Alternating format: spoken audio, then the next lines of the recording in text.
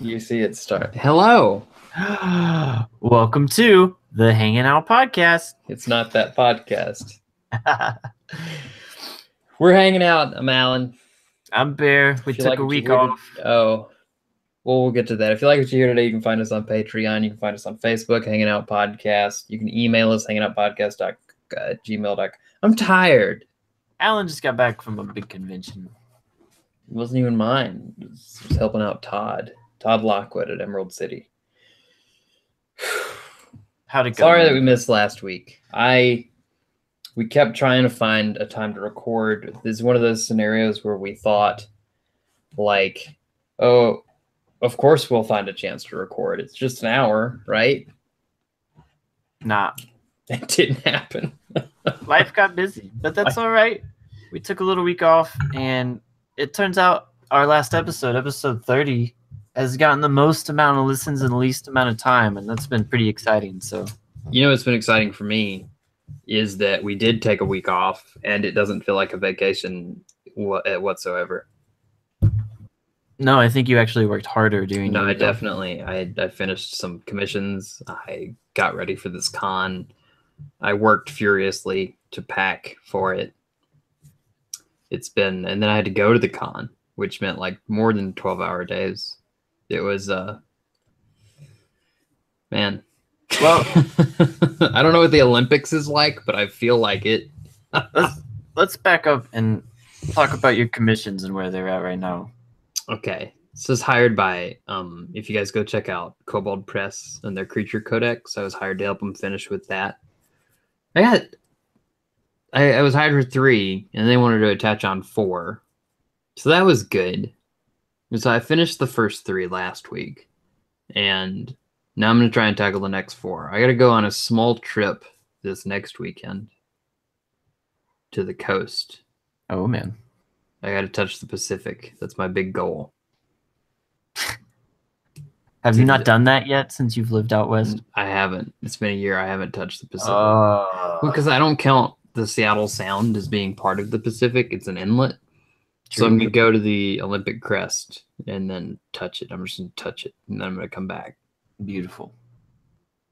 Anyway, yeah, I gotta work on these commissions. It's been fun. All of them have had this creepy feel to them. They have. I love them. That's like a playground that I used to do a lot in like early college, and it's somewhere I haven't gotten to play around in a while. This kind of macabre macabre. It produces some pretty lively work. Yeah, I wish I could post finals. I can't put. I can post processes and details, but I can't post finals. So I'm gonna start posting like some small tidbits. So you guys follow me. Check that out. It's Alan Morris Art. Do follow him because those are some pretty interesting takes on those creatures, and they're unique. I like it. New fantasy. I'm working on another commission, oddly enough. That portrait I finished, I picked up another family portrait to do, so that's what I'm cranking on right now. So is it the same guy that hired you? It's not. It's someone related to him, a cousin, but... Well, that's really interesting. So now we can talk about... So now you'll have some sort of replicable I'm tired. You can have something to base replication. You can have data. Even right. That's not much. So what did you do separately, differently this time? What problems did you have last time that you plan on tackling? How have you handled talking to the client, even though it's not like a formal procedure? Right. No, talking to the client's been very informal, just mostly messages and one phone call. Just, this is local, still kind of family job, but a commission nonetheless. It's like, what did you learn from last time that you're bringing to the table? From last time, I've definitely worked out the pricing from my point, what I think my time is worth compared to how long I know it's going to take to do the painting. And material-wise, all I have to do is buy the canvas. So I've got all of that sorted out as opposed to doing it as I went last time. And just technique-wise and approaching the portrait as a whole, I have a lot more worked out. It is nice. It's just to have that immediately behind me and step into another portrait instead of waiting. Because so So you Huh. basing your pricing off of like how much you make at your day job? Like you know how much they're paying you per hour, so you're gonna match that with your art prices? Right. I think I go a little below that for my painting right now because I don't value my work very high, just Mm. on what it's worth. I mean, I'm not obviously not as accomplished as some other people, but right now I think it's, a dollar or two below what I make right now doing a full-time job. So like what do you give me some true grit? What do you price? What does that conversation look like? That's the biggest question that people get from students. What's it look like? Well, for me, it looks like I looked at my labor job where I was doing stretching canvases and other semi-creative things, and I was making $15 an hour, really cutting my hands. And that portrait took probably 4 work days, 4 times 8, and I value my time right now at around $15-16. So I do that and add whatever material cost on top of it for this current job. But I think as if commissions grow and depending on the size, that will start to play in as well. So say I would increase the dollar per hour depending on the size and complication of the picture. All right, portraits are, or especially personal commissions are weirder, or not weird. They're more point blank. If like a wine company called you and was like, "Can we use this image on our bottle?" It would be a totally different story because they're buying copyright. But this person just wants an original painting, which in some cases could be more, some cases could be less. Right. In this case, it's just a matter of what's your time worth, And you would because still own the copyright to that image, no matter what that means. I'm sure most people don't want pictures of random strangers. right. Well, I think that's the best way to approach a fine art commission that's not going to be digitally replicated hundreds of times. It's a one-off, Right. Whereas when you get into personal work and gallery work, pricing that can be a whole different world. But just a portrait commission, I think you can narrow down pretty easily. Definitely. But you are the businessman after this weekend. I'm not. We need to break down your convention skills. Nobody needs to break down my convention skills. Well, I think you bring some tactics that especially after being at Spectrum, not many people had the deals that you're talking about and the ideas approaching the convention space.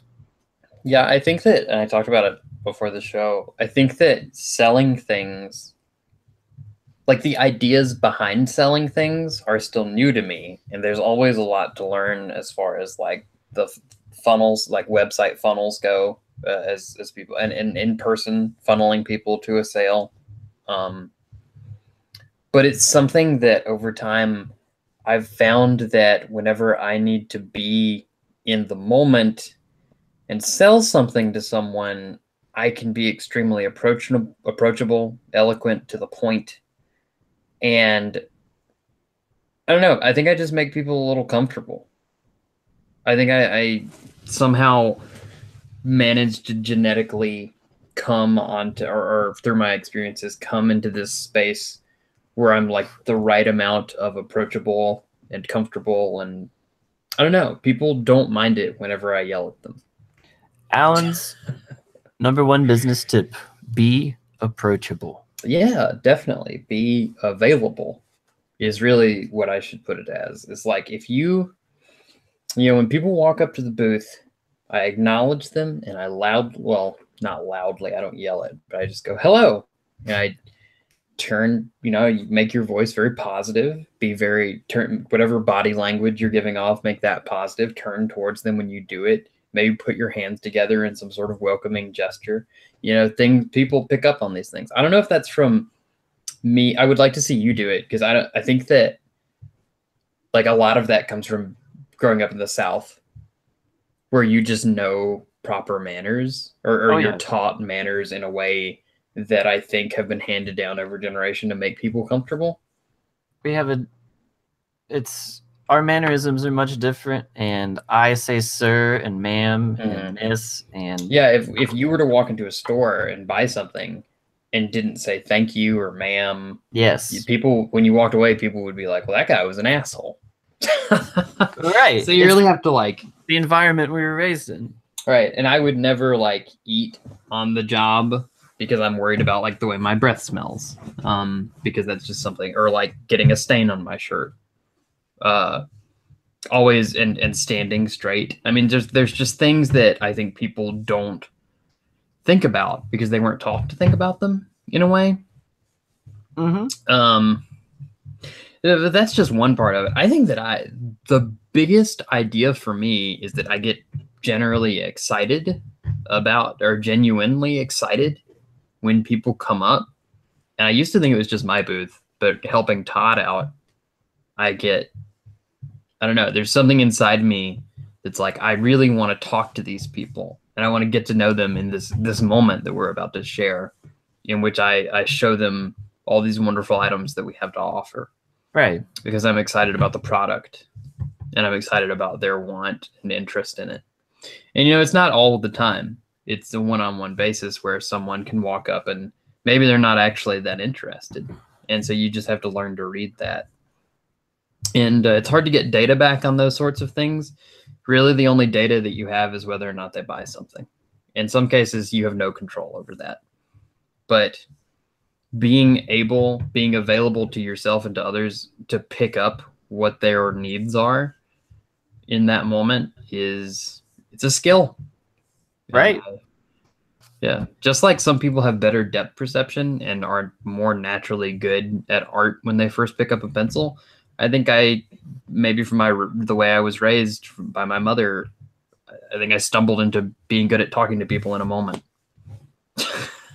I've seen that. I'm not explaining it well because I'm exhausted right now. And there was definitely a day where I was exhausted at the con and just dropped the ball several times. But well, I've gone up to convention booths and been met coldly, and not out of the person being a jerk or anything, but just that maybe they weren't prepared to handle the social interaction, or were nervous or shy.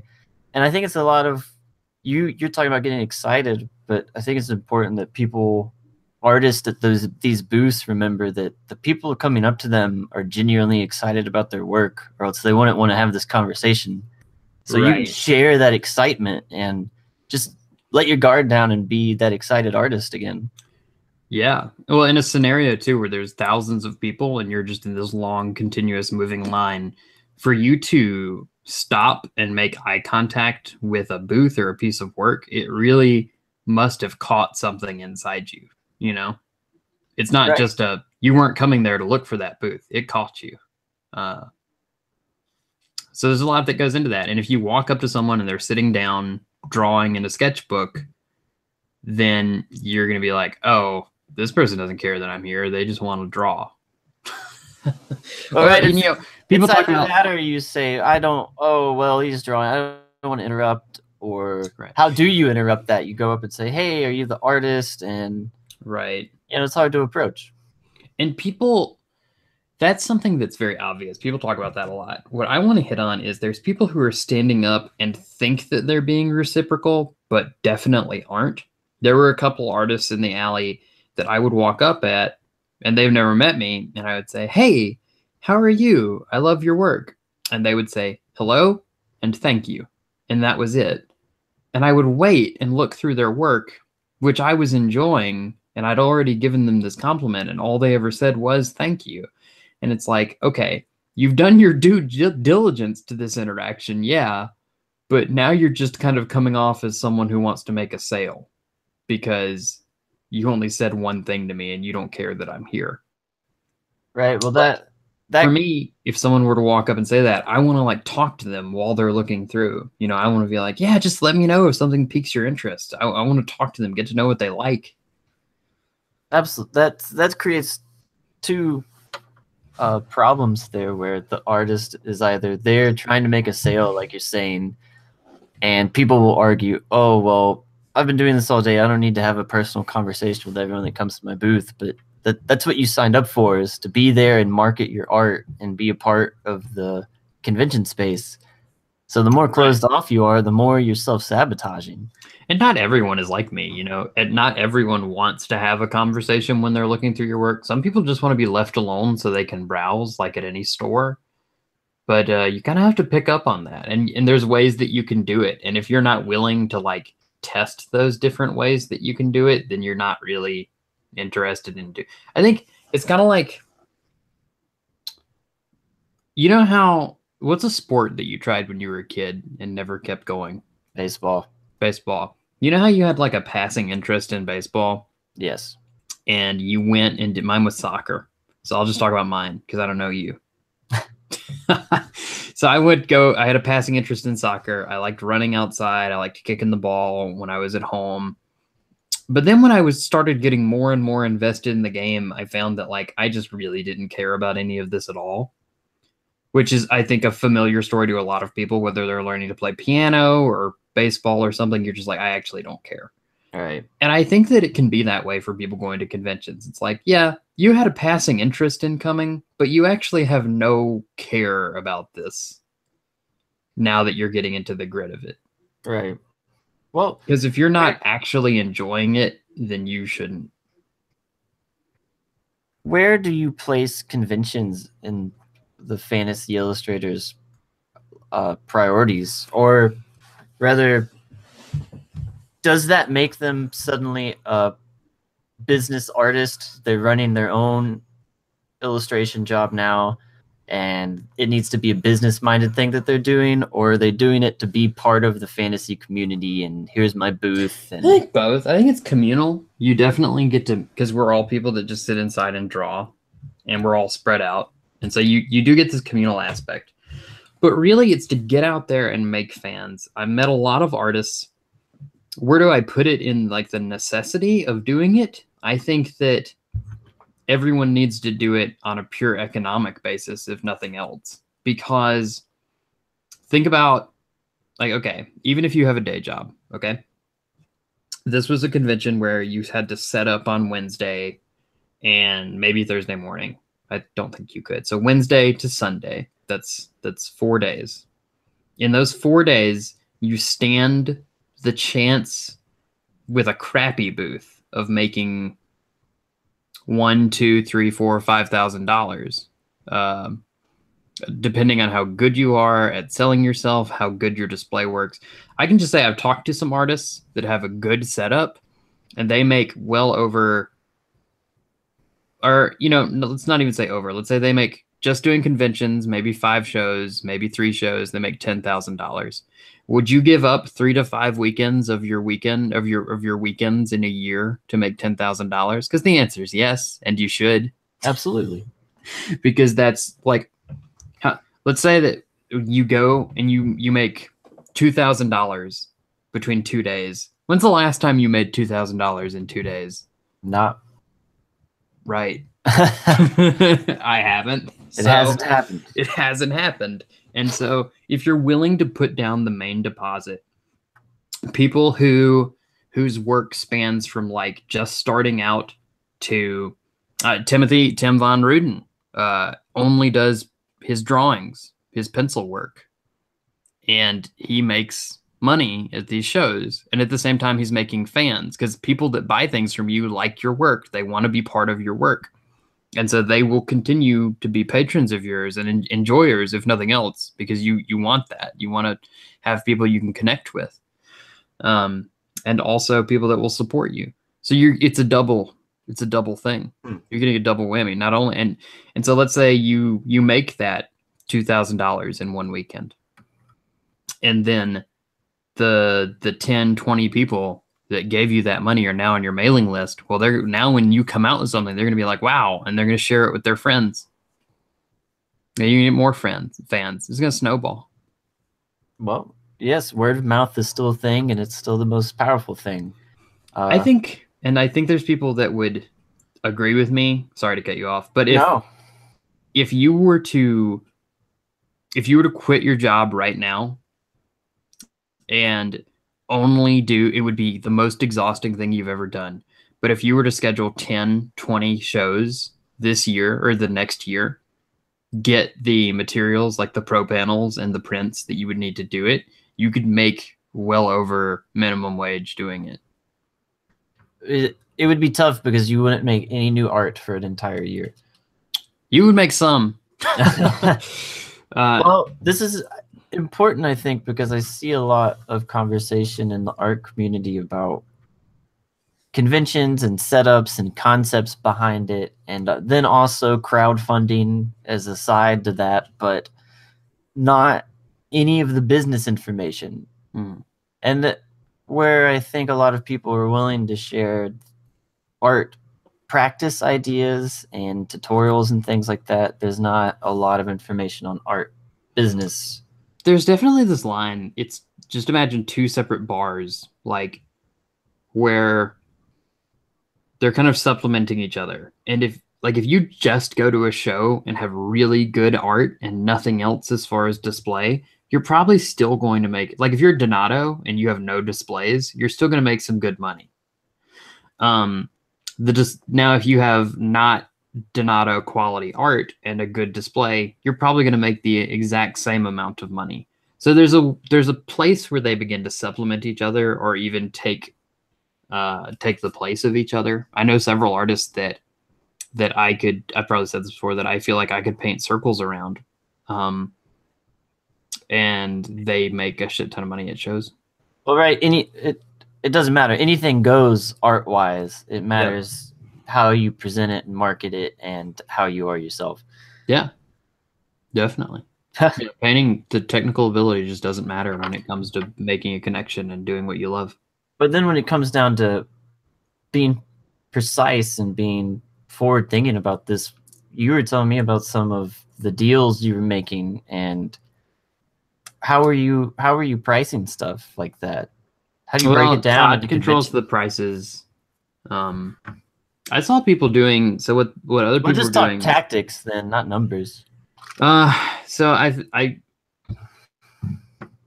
it's kind of like a double upsell is what I'm gonna call it, because we started doing a raffle, and the raffle was, so an upsell is, it's like, okay, you can buy this one print for $20, or you can buy two prints for $30. It's the supersized value meal from McDonald's, you know? All right. It's the upsell. But what if, so we've got the one for 22 for 30, right? Well, what if when they did the 2 for 30, they were also entered in a raffle to win the big print or the big book? Like, they don't even have a choice in that moment, because they feel like they're getting not only the second print at a discount, because now both prints cost $15, but they have the ability in saving that money, they also have the ability to win something. And it's like they're looking at things they could have for free, basically. You're basically, they feel like you're giving them something for free. And you're not forcing people to do anything, you're just giving them the option. And sometimes you feel bad because it works every time. Nearly without fail, I would say it worked every time. Well, so you don't have a big ticket item to raffle. Then you need to invest in a big ticket item to raffle. Well, what would you do if say you have a booth coming up? What is something you would offer as an illustrator? I think it depends. I definitely want to start offering, I'm looking into making canvas prints for myself. Nice. And then offering, like, I don't even know if I want to sell canvas prints at shows. I probably will. But I just want to bring one canvas print and offer it. Just say, if you spend $30 at this booth, then you're going to get entered into. I think it could actually, if you just do that as the only upsell, it could work. Like, let's say you only have prints at $20. That's all you have. And you say, hey, everyone who buys a print is entered in this raffle for this super mega print. It's 1 of 5. They're just, I mean, it just adds to anything you can add to it. You know? Right. That's not bad. If you don't have a print, say an original drawing, work on it don't work on it during the show. Unless you can stand up and be James Gurney and talk to people. Paint on something even. But like, have an original drawing. Have an embellished thing. If you just don't have the time or money, invest in like a pin. I don't ever have enamel pins at your booth, but have something that says. So there's a system to it. Okay. So if somebody walks up to a booth, you do it at the store all the time, and there's something for $5 and there's something for $10. You're more than, not every time, but you're more than likely going to buy the $5 thing. If it's the same thing, like, do you want the $5 shampoo or the $10 shampoo? It's like most of the time you're going to buy the $5 shampoo because you can't buy everything for $10. Yeah, well, that'd be crazy. So, but if somebody says, if you buy the $5 shampoo, then the $10 shampoo is now $7. That's an upsell. So if you give them something that comes after the purchase, so even if you said, for every one print that you buy, I'll give you this pin or this little sketch for free. Like, it has to come after the sale. Because if it comes before the sale, they're never going to buy anything. Like, you can't offer a sale before a sale. That's not an upsell. That's just a sale. And people don't care about sales. I don't know. My wife begs to differ. Not about art sales. True. She doesn't buy art. Is an original piece of art that you like? Do you really want it on sale? Because at that point, it really won't matter. Well, that's where it becomes tricky, right? Is do you value your art when you put it on sale? Not if, because I feel like what happens if you do an upsell is like, you've shown yourself to be a valuable customer. I respect that. And I would like to offer you this thing for being my patron. I think that there's this point of love that comes into offering them something else. It's the same way that, like, when people walk up and they buy a print from me and they really want another print, I'll just give them the other print. Well, that becomes, you're establishing loyalty. Right. And so you can do the same thing, but also make money. Or, you know, if you really want to try it and aren't sure that you want to have another size of print or go through printing something, do those sketches, do like 10 sketches, or have some pins or a special kind of postcard print, and just have it out and say, everyone who buys one print gets this today. It's today only. It's convention only. Everyone who buys 2 prints gets this. It doesn't matter. And I guarantee you'll see your sales go up. It was astronomical to me. It was incredible. And like, people didn't feel like you were taking something from them. People seemed overjoyed that we were offering that to them. Does that make sense? It does. And I feel like with a smaller operation as well, you don't have anything to lose in that scheme. There's only room to gain there. Yeah. No, so that's actually why I wanted to talk about that, is because there's artists that I know that I talked to, and they said, like, okay, I've never made an online sale, but I've made over $10,000, and this is how I did it at a convention. And it's like, oh, okay, I'm listening now. So, because, you know, we talk about love and art, but you also have to make money. And if your fans can help you make money, you know, you're giving them something. You're giving them art in exchange for that. Right. And you'll find that most fans are willing to support you happy as long as they get that. And you're talking about doing original drawings. I think digital artists shouldn't lose the value of what they have in doing original drawings like that, because people really want to. For me, when I look at artists that I adore, the greatest thing for me is to have an original drawing. That's greater than having a print. Yeah. I would say like 90% of the people that come to shows are looking for, well, I mean, yeah, everyone who decorates is looking for some sort of emotional connection. Like, I bet everything that you've ever bought to decorate your house is some semblance of your own personality that you want to show to people through your stuff, whether it's the quality of it or the look of it.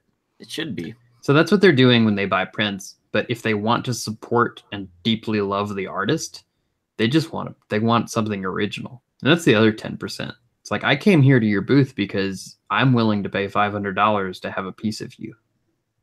Share it with me.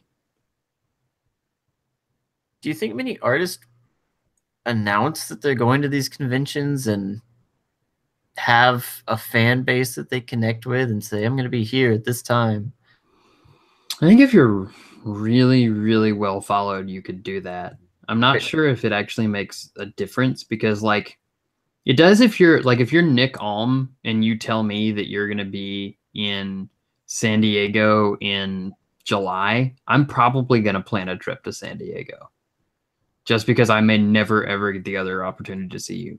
But if Atmosphere were to say, and you love Atmosphere in case anyone doesn't know, if they said we're gonna be playing a show in New York, would you then get a plane ticket to New York, or would you just wait on Atmosphere to come closer to you?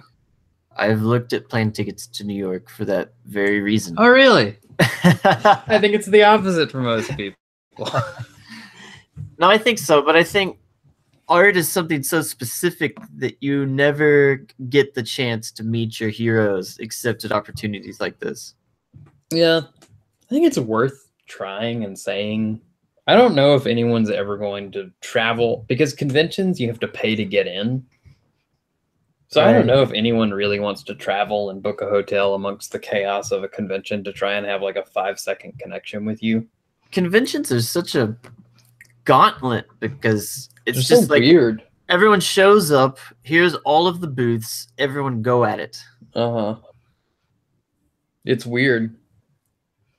And you can never like there's these that's why it's interesting to me because there's these what other people I think miss and what some people do better than me and do extremely well is there's these psychological cues that people pick up on in that like 2-3 second instant. It could be something as simple as like I waved my hand in a way that made you think of a wall, so now you don't want to cross it and now you're going to walk away. You know? Right. And then getting into those details and like you're saying there's so many people because there are, and it's like how do you break through that sensory overload? Because you're not in your own gallery. You can create your own gallery within the space, and it sucks that you can't do that. It sucks that you can't have, because people don't know who you are unless you go to them, go to where the people are. But it sucks that you can't create a show in your own hometown gallery and get as many people to buy and love your art as you can going to a show. Do you think that the majority of people that bought Todd artwork were just convention goers that saw it and said, that's nice? Yeah. Or whether they really appreciate it or whatever their response was, just random convention goers? I think it's 80-20. 80-20. No, I think 80% of people had no idea who he was until they walked into the booth. Like maybe they had seen his pieces before. I think, yeah. It really puts into perspective how important the personal aspect of the convention side is. Right. I think, yeah, go to where your fans are. It's just crazy to think that all of these, I even saw some snaps from Emerald City of other artists that I follow, and all these big name artists that are there, and they're just there to bask in all of these random people walking by that may or may not buy a piece of art. Even accomplished illustrators that are way out there, just setting up a booth there. Yeah. It's really interesting. You should try it.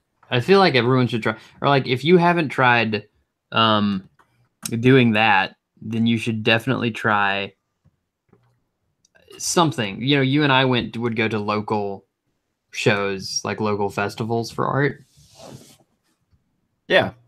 And I think people should try that first just to get their feel for it. Because I talk about this as a newbie, but I'm also coming at it through years of like different experience talking to other people about my art. Like if you took Alan just graduating from college and threw me into that situation, I would have been like, huh, huh, huh, huh, huh, huh. Right. I would have no idea what I was doing. You have to get more comfortable, and especially when something I really realized looking at other people is the difference between talking about someone else's art and the difference between talking about your art, because I see it in myself the way other people talk when they're talking about their own art. They'll be like, there's these weird pauses. You lengthen the words out like you need it to be special, kind of like what I'm doing right now. But then when I'm selling for Todd, I can be like, hey guys, how are you? Just letting you know our prints are, $20. Let me know if you have any questions. Like, it is a totally viewing something as a product that you're pushing to people that love it is something that's totally different than saying, because when you're selling your own art, you're saying, this is who I am. This is a piece of me. And I'm going to take it personally if you don't buy it or enjoy it. I feel like when you're showing people your own art, you can try and convince yourself otherwise, but if you continuously think of it as your own art, you're going to take it personally and second guess yourself whenever you fail in some way, even if they didn't care in the first place and then just stopped for a second and walked away. Well, it's like public speaking on a deeper level. You have all of this emotional expression on the table, and you're saying, well, here it is. Please enjoy it. Yeah, that's true. I guess, and there's professional emotional speakers. I think of I saw Ashton Kutcher give a talk on his. I forget where he was. He was talking to Congress or the Senate or something about like his thing that he started to stop child abuse and child abductions, sex trafficking, and him talking about something that he deeply cared about was a totally different person than the person we see on screen, and you could see that he felt much more confident on screen playing a character than he did in person. And right. I think that goes along with like anything. And there's this basic psychology thing where it's like, oh, if you convince yourself that you're a character. It's like when I first started doing conventions or having to talk to people, okay, let's get personal. Before I would go on dates when I was living in Oxford, I would watch an episode of Mad Men so that I could get into the mindset of people with more confidence than me. And then if I ever felt less confident, I would just roll back and do what they would do in that situation. Before swim meets and before racing people, I would just get really angry and then I'd start yelling a lot, and it worked every time. But you weren't yelling about yourself, right? Right, I was in character mostly. And I think that's very important. Like, somehow get into a character to where your art isn't yours anymore. Donato does it really well because he actually has a different name than his person. His name's not Donato, it's Daniel. But Donato is a character that he plays. And like Daniel may not know how to paint or do anything, but Donato does. He's told me that. So does this now all make art just a commodity? Oh, going to shows? Art's a high commodity. But what about the conventions? This might be for the conventions. Here's hundreds of thousands of prints of everyone's art. Mm-hmm. When I was a kid, my cousin, who I deeply admired, gave me, when he went off to the military, he gave me a D&D book because we used to play D&D, Dungeons and Dragons, right? Or I loved Drizzt. I would buy the Drizzt books. And as a kid, I would look at the drawings of the characters that I was playing or that I was reading about, and I felt something, whether it was inspiration or feeling like I was attached to them or heroic or lonely or experiencing what they were experiencing. And at that time, when I was feeling those things, if I could have somehow bought a piece of the art that made me feel that way, it would have meant so much to me. It's the same reason that people pay hundreds of dollars to shake hands with Stan Lee. Because it made them, whatever Stan Lee did made them feel something. So yeah, it's a commodity in that you can buy it, but so is music, and people put deep, passionate experiences involved with music.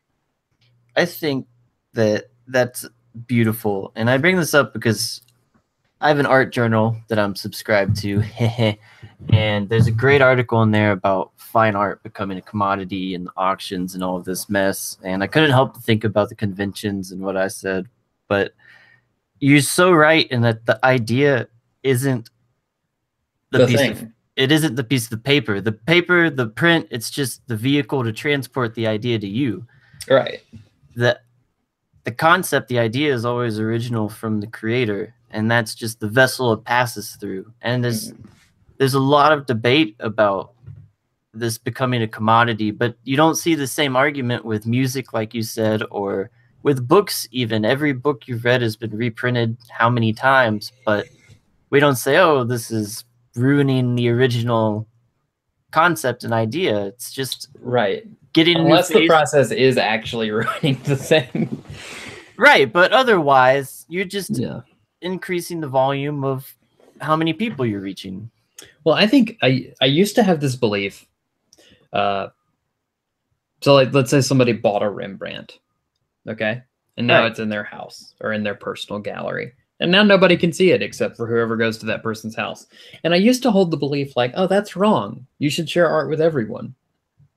But the more that I've looked through museums and the more that and outside of museums being kind of the same kind of thing, like, hey, you have to come here to see our art, haha. The more that I see paintings in person, and don't get me wrong, it's not totally, but it's a different experience. And it should be something that you can feel and experience if you like a piece of art. But it's not that different from just seeing a high-res image on the internet. It's still going to fill you with inspiration if you like the image. Like, as a painter, I really enjoy seeing the portraits in the portrait gallery. I would also enjoy seeing those portraits on the internet. You're right. Google Art Project is a great thing. And it is. I am perfectly fine with everyone in the world owning every Rembrandt if they take high-res images of it and send it to me. They should. It should be available. So even if you hide the thing away, I don't know, people still listen to Elvis, and you can't go get an original Elvis anymore. He's dead. Right, and they've got holograms of Tupac and whoever on stage, which is pretty horrifying. But if I shake hands with a holographic Tupac, is it the same thing as shaking hands with Tupac? If holographic Tupac shoots me, does it hurt? Yeah, probably. Really? I've seen them pop balloons with lasers. I think that it can go through skin. Really? Well, yeah, lasers can go through skin. That's what the sun is. Everyone, you heard it here first. The sun is a big laser. It's a big thing. Laser. It's a ball shooting millions of lasers. That's why when you go near it, you burn up. Well, what do you think? You're gonna finish these commissions on time, or are you just gonna let them go over and? You know, I've got a lease waiting on a great corner stop. It's got a covered patio. It's got coolers as far as the eye can see. It's got a walk-in beer cooler and that plastic kind of fake bulletproof glass. That'd be perfect. You know, if we could run that together, and keep the lease going while also doing art and just checking people out whenever we weren't doing art. Like my friend Alex that we had on the show is a writer, and I actually think that having a like semi not really successful bar or liquor store would be the greatest job for a writer. Or like a cafe, because all you do is sit there and check people out. You don't even have to hire anyone. You just sit there and write. It sells itself. Welcome to the Hanging Out Quick Stop. That's what we'll call it. Hanging Out Quick Stop with Baron Allen. Will this be all for you? Is that going to be it? No, that was racist. Thank you, Alan. Well, now I feel uncomfortable. No, there's plenty of artists that have a part-time job, and I think that they've got it. We've talked about them before. They got the right idea. They have no delusions about what art is or what it can mean to them, and they also don't have any delusions about how to pay the rent. It's opened my eyes. I Went from trying to crank out as many pieces as possible, as fast as possible every day, to stepping back and taking a breath and saying, this is the image I'm interested in. Let me do the sketch today, and tomorrow I'll look at it again and work on it some more. Yeah, especially if you're like fucking exhausted after the end of the day. You're not going to do anything unless you actually enjoy it. So it really probably helps you narrow things down.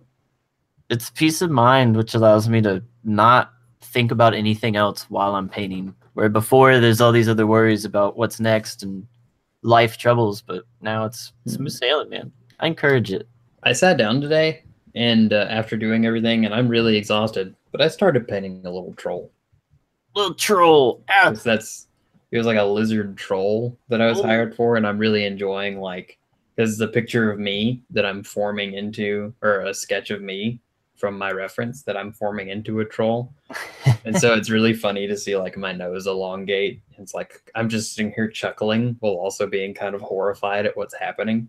That's the best. Those are the best paintings you can do. I feel like if you're not at least laughing, like I have painted some of the most serious things, and like sometimes just doing a little brushstroke makes me laugh. It's hilarious. I don't work on something if it doesn't entertain me in some way. Yeah. Go look at my Instagram. I paint little snails. I can't wait to paint the little snail. Lizard trolls and snails. Lizard trolls. I think the troll's gonna have a little snail somewhere, or like a little slug, or a butterfly. You know what? That's it. He's gonna have. Because he's charging at the camera.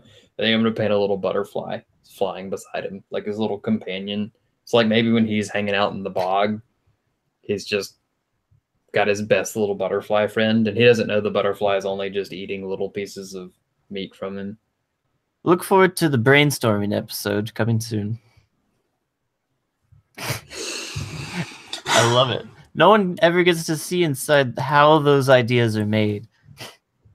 Well, I don't even know. I'm forming his head right now, and I don't know what his skull shape is going to be. So I'm like looking at different lizards and humans and people, and I'm just like, at a certain point, I'm just going to soak all this information in and then go back and just kind of freehand what I think his skull should be like. And it's going to be like, what to me is the most... I feel like there is a really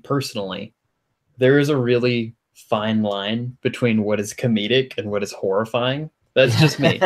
Like the first time I watched The Exorcist. Do you know The Exorcist? Absolutely. Every time that they would walk into the room and the little girl was doing something weird, I would just laugh every single time. I laugh at it because I think of the head turning around. The weird face. It just makes me laugh. You're right. It's the line between bizarre and scary. Yeah. That's why you can watch like Ash versus the Evil Dead or something and just laugh. Those are my favorite horror movies. Or like you can one of the most horrifying things I saw this weekend. There was a lot of cosplay. A lot of drinks go into this. So I'm standing at the booth, and this guy, Bear, walks up wearing a Zoidberg uniform with and it's got Zoidberg's head with the tentacles, and it's like you can see through the mouth, and he's got this wide open mouth as if he's yelling. And he walked right. I knew exactly what he was doing, so I'm standing at attention because someone else is manning the booth at that moment. And he walks right up to me and just starts looking at the art. I just have to walk away. And it was both horrifying to see a man with a lobster head and greatly entertaining. He gets costume of the con. I gotta find this guy's picture and send it to you. That should be the cover photo for the episode. How many rigs did you see? Way too many. Way too many. And it's getting to a point where like they all become like Rick is becoming a fine art unto himself, in which they each are becoming more atrocious and comical. Like the hair continuously gets bigger, like you're some sort of Super Saiyan Rick. And the flasks keep getting bigger. I saw some people with like gallon flasks. Wow, I think this is like a case of life replicating art. Yeah. Huh. I don't think it's supposed to work that way. Like it's growing. People dressing as Rick are growing out of control. We're gonna have a real council of Ricks on our hands here soon. I know. It's it's a problem. You wanna do the thing? We're not doing the thing. It's not time. What time is it? I We always got lose like track 5 more of time on minutes. these. 10 more minutes. What do you mean we're doing the thing? Are you bored? Are you bored with talking to people? I'm bored of talking to our Just talk about something. Come on. horrible Do you not have guest. anything? Our horrible crowd. Our guest? We do have Todd Lockwood on today. He is very shy. Todd, do you want to say anything? Down in the studio. I have discovered printing on this fine art paper is beautiful. I love this Epson SureColor P800, and I love this Fenestra fine art paper I've been printing on. Gives a real print-like quality of the paper, I think. You know, you print on that glossy stuff, it looks like a photograph. Did you have a print order? Yeah, I did have a print order. What did they want from you? I sent out a 4-pack of postcards, which was nice. That's my favorite print order. The one with the guy with the flamingo and... It's my choice, so it's your choice. Threw in some new stuff. Artist choice, 4-pack. Artist choice, 4-pack. Can you send me one of those? I'll toss one your way. Do you Everybody have the paper for it? The postcard paper is really cheap. That's why I told people to do the one up with the postcard. Give away free postcards. Epson makes a really high quality paper. I love the way the ink sticks on there, and like it costs pennies to get that paper. What I've been doing is printing on this fine art paper. I think this is... Oh, and then you cut it. Yeah, this is 11 by 17, and then I cut it down. Huh. You really need to look into how much they sell their ultra premium luster postcards for. It's like $5 for 100. That's probably worth looking into. It's it's what I had on hand, but I was really just experimenting to see if I wanted to keep ordering it. But I was after. It's good. I know which one you're talking about, and I like it. I gotta send you. If you call. Don't. I'll figure it out after the show. I forgot. JVH. If you just call them and say, "Hey, I want to order some Epson paper. Can you send me some material?" They will literally send you a catalog. It's like a 300-page catalog, and every page is a different piece of media. Oh, that's beautiful. Yeah. I need to do that. And you can take it out and print on it. I do need to order ink soon, though, and that's... Oh, no. Terrible. Yeah. I've heard of people getting ink refilled. I just don't know how to do it. I just have to order it. I think you can just go to Costco and they'll do it. I don't want to mess with that. No, they'll do it. I think there's places that keep that kind of ink, because each ink has a even if you buy your ink directly from Epson, that ink has a specific code for the color. It's just like how you can buy the house paint, and all the ink has to have the same binder. So it's different than house paint to an extent. That sounds like too much trouble. I'm just going to order from Amazon. I'll just tell you the code's right. Okay, fine. Let me know how much that costs. I want to know. What are you even printing to have more ink? I've had this thing for a year. I've printed a lot of stuff. You just print like pictures of me? Yeah, I have a room covered in your face. I know. You keep waiting on me to come there. I'm never going to. I've printed a lot of GIFs, mostly. I give away a lot of prints. I do that. And then I've also used it as reference. Mm. It's been nice to work from. High quality prints. That's true. If you can print your own reference, can't beat that. You don't have a university post office to do that anymore. Well, it does make a difference being able to produce something of quality in your own house that you can work from. I know. It's crazy. I would tell everyone, and like, even if you go to a local convention, which you should have gone to Wizard World, if you just printed out like 5 of each piece of art and just went to try it out, I think you'd have a really great time. I think you'd meet a lot of people that would start collecting your art. I think that it would. My first Wizard World, my first convention I did myself last year was, it was eye-opening. It was really enjoyable and eye-opening. When is Wizard World? I think they already did it for Nashville. Oh, well, when's the next Nashville convention? I don't know. We'll have to figure it out. I'm not going to do that on the podcast. I'm going. Are you? Will you do it? Well, I guess Yeah. you do have disposable income now. So for you, spending like $300 that you know you're going to make back anyway just doesn't even matter. Right? I do that on the weekend. Lottery tickets. If you like what you heard today, if you want to hear more, if you have any critiques, suggestions, want to be on the show, let us know at hangingoutpodcast@gmail.com. Join the conversation or our group, Hanging Out Podcast at Facebook. Don't support Blue Apron. I'm Alan Morris, alanmorrisart.com. I'm Bear Isles, BearIslesArt.com. Also, we are, or at least I am, thinking of doing a workshop, a small. It's not like a full workshop. It's like a little online. I'll Discord you or Skype you, and let me know what you think about that. Let me know what you think about being, if you'd like to be taught by me. Look forward to Alan's workshop. Learn his great painting skills, digitally and traditionally. I will. It's cooking. Cooking, everyone. Cooking with Alan. Welcome to. See you next week.